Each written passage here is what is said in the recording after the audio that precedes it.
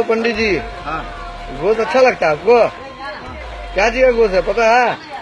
गाय का। दोस्तों एक बार फिर से स्वागत है प्रजापति न्यूज में। आखिर ब्राह्मण क्यों नहीं खाते लहसुन प्याज?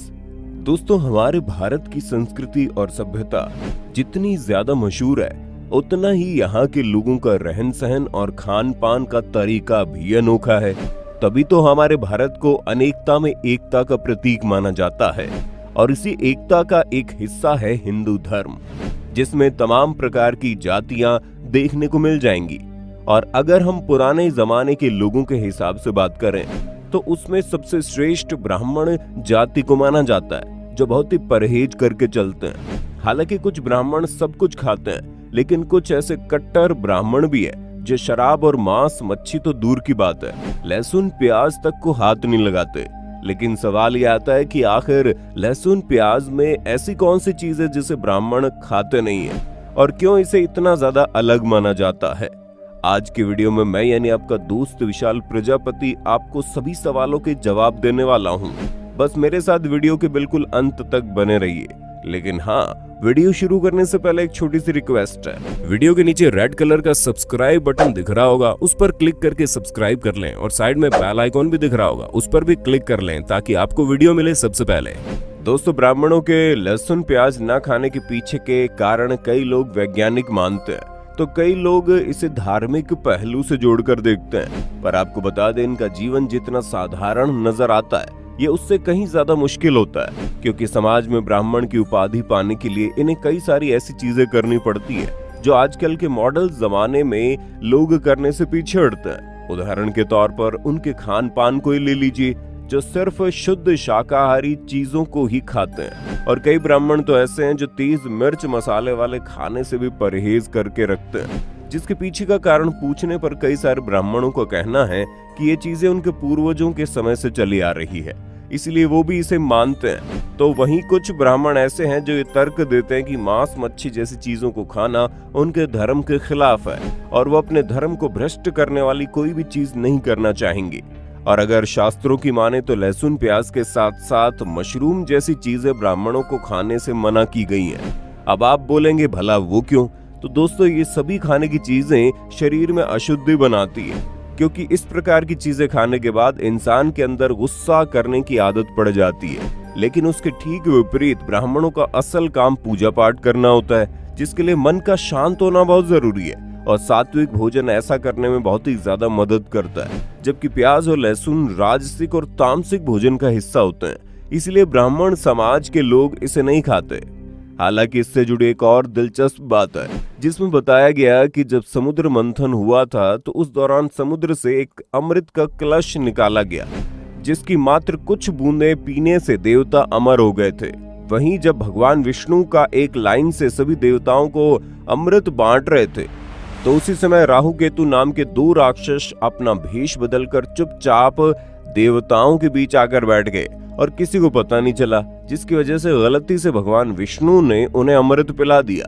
लेकिन जैसे ही भगवान विष्णु को पता चला कि ये राहु और केतु नाम के दो राक्षस हैं, जिसके बाद क्रोध में आकर भगवान विष्णु ने उन दोनों राक्षसों के सिर को उनके धड़ से अलग कर दिया। लेकिन इत्तेफाक से जब तक उनका सिर धड़ से अलग हुआ, तब तक उनके मुंह में अमृत की कुछ बूंदें जा चुकी थी और वो अमर हो चुके थे।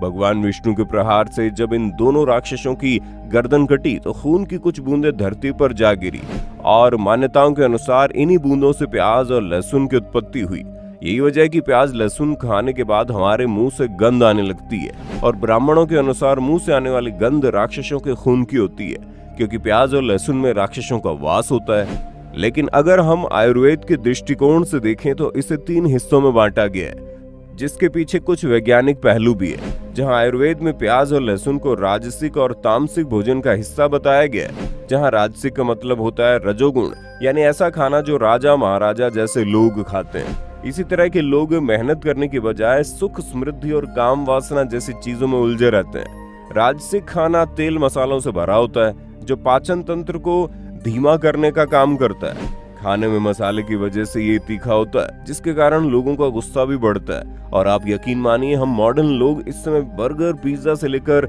चाय समोसे तक जितनी भी चीजें खाते हैं, ये सब कुछ राजसिक भोजन का हिस्सा है जो हमारी सेहत के साथ तो खिलवाड़ कर ही रहा है, साथ ही हमारे मानसिक संतुलन को भी बिगाड़ रहा है। वहीं अगर हम तामसिक भोजन की बात करें तो ये तेज दुर्गंध और नींद आने वाला भोजन होता है। इस तरह का खाना बॉडी के अंदर उन केमिकल रिएक्शन को बढ़ाता है जिससे हमारे शरीर में उत्तेजना होती है, और इस तरह के खाने में मांस मच्छी ज्यादा शामिल होते हैं, और इस तरह का भोजन करने से हम जल्दी बीमार पड़ने लगते हैं। यही वजह है कि ब्राह्मण प्याज और लहसुन जैसी चीजें नहीं खाते। आपने अक्सर सुना होगा जो लोग व्रत वगैरह रखते हैं वो भी लहसुन प्याज से बनी चीजों से दूर रहते हैं। यहाँ तक कि भगवान के भोग और प्रसाद में भी लहसुन और प्याज का इस्तेमाल नहीं होता।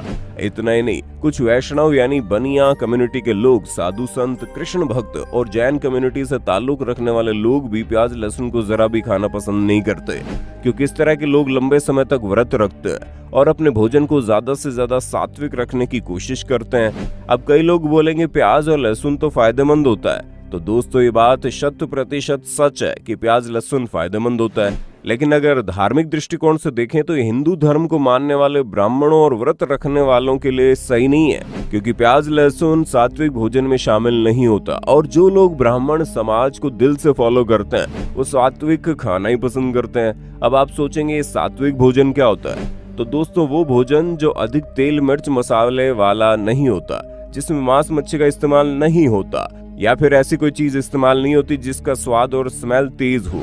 ज्यादा से ज्यादा प्राकृतिक चीजों का इस्तेमाल होता है, जैसे कि भोजन में दाल, चावल, रोटी, कम तेल वाली सब्जी, फल फ्रूट, सलाद वगैरह वगैरह। ये सारी चीजें सात्विक भोजन का हिस्सा है। जैसे करने से आपका मन तो स्वस्थ रहता ही है, उसके साथ साथ आपका तन भी स्वस्थ रहेगा। तो दोस्तों आज के लिए बस इतना ही। उम्मीद है आपको सभी सवालों के जवाब मिल गए होंगे। बाकी आपका वीडियो पर क्या कहना है कमेंट में बताइए। इसी तरह की वीडियोस देखते रहने के लिए हमारे चैनल को सब्सक्राइब करना बिल्कुल ना भूलें। हम फिर मिलेंगे नई वीडियो में, तब तक के लिए जय हिंद जय भारत। दोस्तों आपकी स्क्रीन पे 2 और वीडियोस दिख रही हैं, जिसे देखने के लिए आप इस स्क्रीन पर क्लिक करें। दोनों देखिएगा, बहुत अच्छी वीडियो बनी है।